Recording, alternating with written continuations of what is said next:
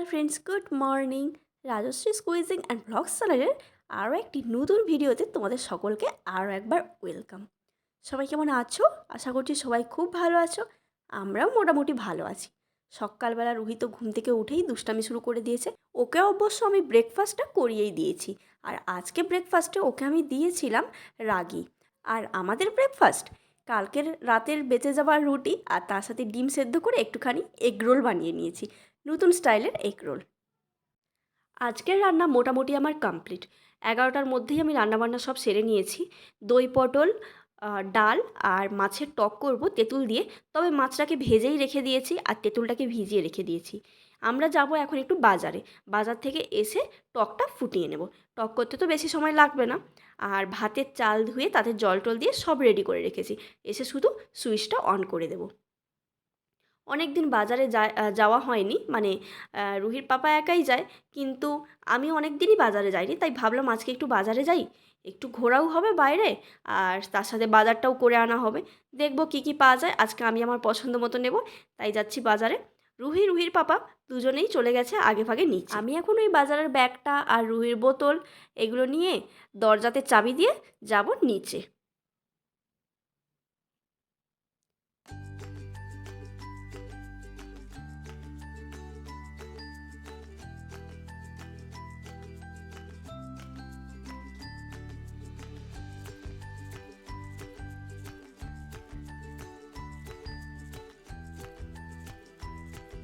বাজারে এসে ওই যে সবজি দোকানটা দেখতে পাচ্ছ, ওইখান থেকে টুকটাক কিছু জিনিস নিয়েছি। খুব বেশি কিছু জিনিস নিইনি, কেন কি আমাদের ফ্রিজে অলরেডি কিছু কিছু সবজি রয়েছে। আর এই হচ্ছে একটা বাঙালি মাছের দোকান। অনেক দিন পর সন্ধান পেয়েছি। দেখো না, দেখলে বুঝতে পারবে বাঙালির সব ওই কচুর লতি এটা ওটা করে রেখেছি। এদিকে আবার রয়েছে কই মাছ। তো রুহি কই মাছগুলোকে দেখেই হাত দিয়ে ধরার চেষ্টা করছে, যাতে ওরা নড়ে, মানে জলের মধ্যে চলবে আর ও দেখবে, ওটা দেখে মজা নেবে। আর এই বাঙালি মাছের দোকানটা থেকেই না আমরা আগে একদিন ইলিশ মাছ নিয়ে গেছিলাম। মাছটা ভালোই ছিল, আজকেও নেওয়ার ইচ্ছে ছিল, বাট আজকে একটাই ছিল আর সেটা অতটা ভালোও ছিল না, মানে আমাদের অতটা ফ্রেশ লাগেনি। তো তাই আজকে আর ওখান থেকে ইলিশ মাছ নিলাম না। আজ নিলাম পার্শে মাছ আর নিয়েছি কাতলা মাছের লেজের দিকটা, মানে কাতলা মাছ কেটে বিক্রি হচ্ছিলো ওইটার লেজের দিকটা নিয়েছি।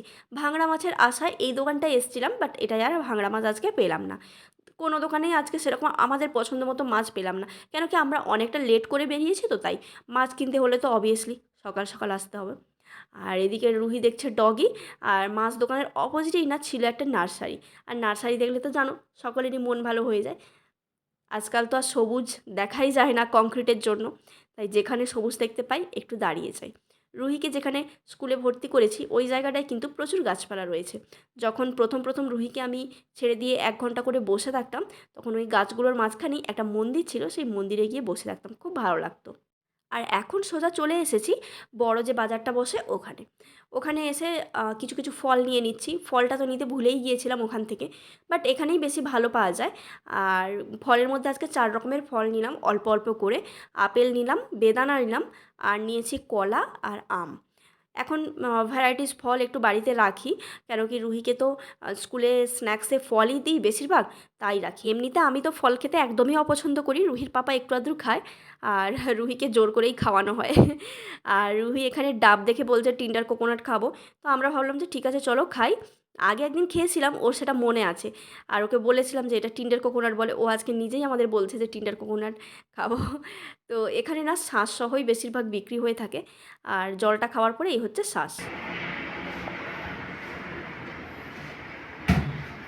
রুহি সব সবজিগুলো আর ফল মাছ সব গুছিয়ে দিচ্ছে। কাণ্ড দেখেছো বাবু, কাণ্ড দেখেছো? বের করো এক একটা করে। তুমি ম্যাঙ্গো পারবে না, তুমি এত পোমোগ্রেনেটগুলো বের করো একটা একটা করে, বের করে ঝুড়িতে রাখো। কাউন্ট করতে বলো। কাউন্ট করো তো। 1, আস্তে বাবা, 2, 1-এর পরে 3 হয়। তুমি কবে থেকে তুলছে কেমন করে তুলছে? আচ্ছা এগুলো গুছিয়ে দাও, যাও ওগুলো গুছিয়ে দাও। 1, 2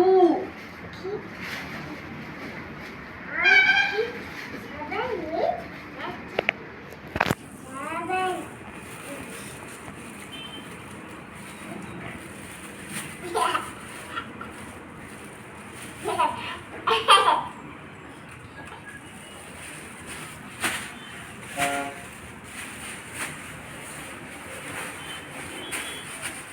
ওগুলো নিয়ে কোথায় যাচ্ছ রুহি?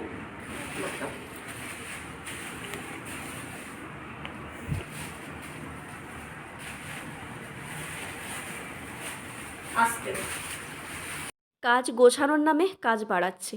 বিটরুটগুলোকে এইভাবে ঢেলে দিল, তো বিটরুটের মধ্যে তো একটু মাটি কাদা লেগে থাকে, তো ফ্লোরে পড়লো, আবার ফ্লোরটা একটুখানি মুছতে হবে। এই হচ্ছে রুহির কাজ, এক কাজ করতে এসে আরেক কাজটা বাড়ায়।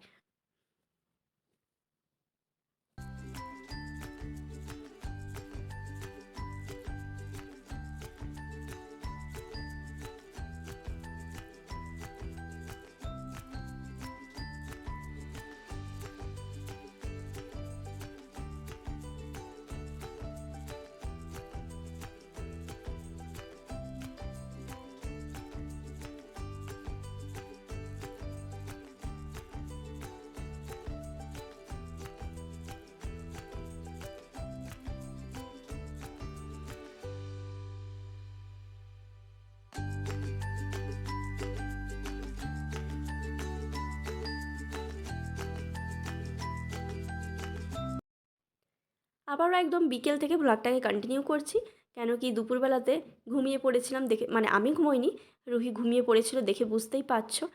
আর এই যে এখন বাবুর ঘুম ভাঙলো, তো তাই ওনাকে নিয়ে একটু বসে থাকতে হবে। ঘুম ভাঙলে আবার উনি নিজে নিজে একা বসে থাকবে না, কারো কোলে না হলে উনি বসবেন না।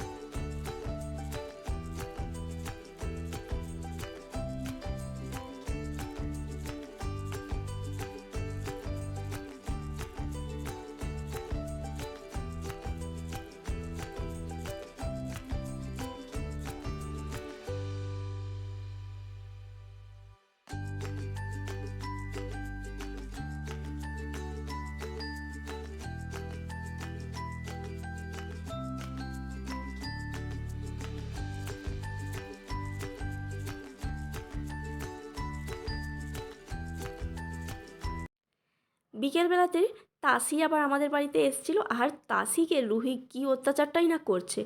তাসিকে একটুও বসতে দিচ্ছে না, শুধু বলছে ফিশ ড্র করো, ম্যাঙ্গো ড্র করো, এবিসিডি লেখো, হ্যান করো ত্যান করো, মানে খাটিয়েই যাচ্ছে একদম। ওই জন্য তাসিও ওর সব কথা শুনে তাই করছে। তারপরে দুজনে মিলে খেলেও একটু কুরকুরে, আর রুহির তো লেগে গেছে ভীষণ ঝাল।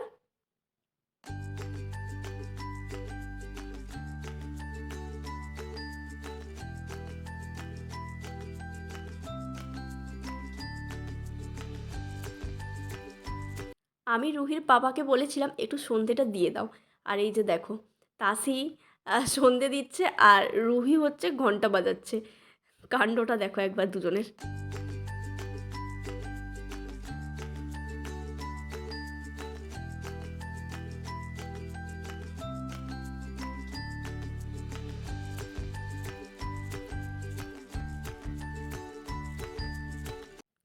পৌনে 9টা নাগাদ মোটামুটি আমার সব রান্নাবান্না কমপ্লিট হয়ে গেছে, শুধু মাছটা ভাজতে বাকি আছে। তো আজ যেটা বানিয়েছি সেটা হচ্ছে খিচুড়ি। কি রুটি খেতে ইচ্ছে করছিল না, কী খাবো কী খাবো ভাবতে ভাবতে ভাবলাম যে খিচুড়িই বানাই, কারণ ফ্রিজে অনেক রকম সবজি রয়েছে তাই।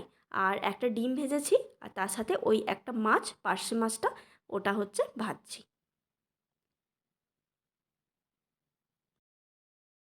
খিচুড়ি, টমেটোর চাটনি, আর তার সাথে অমলেট, এই দিয়ে ডিনারটা সেরে নেওয়ার পরে চলে এসেছি এখন নিচে একটু ওয়াক করতে। মাথাটা কেন জানি না ধরে আছে, তাই ভাবলাম যে একটু ফ্রেশ হাওয়ার মধ্যে গেলে অনেক সময় মাথা ছেড়ে যায়। তো তাই এসছি একটু ওয়াক করতে। আর রোহিত তো সে কি আনন্দ, কেন কি আজকে ওকে বিকেলবেলাতে নিয়ে আসা হয়নি নিচে, বৃষ্টি হচ্ছিল তখন তাই। আর এখনও কিন্তু অল্প অল্প পিট পিট করে বৃষ্টি পড়ছে। রুহিকে তাই বারবার বলছি চলো আমরা পার্কিং দিয়ে হাঁটবো, তাহলে আমাদের গায়ে জল পড়বে না। তো ও কি আর শোনে আমাদের কথা। চলো বন্ধুরা, আজকের ভিডিওটাকে আর বেশি বড় করব না। রুহিকে গিয়ে আবার খাওয়াতে হবে। ওকে আজকে ওটস বানিয়ে খাওয়াবো, কেন কি ও যেই হোক আমাদের সাথে বসে একটু আধটু খিচুড়ি খেয়েছে, রুটি বানালে ও খাবে না। চলো তাহলে, গুড নাইট।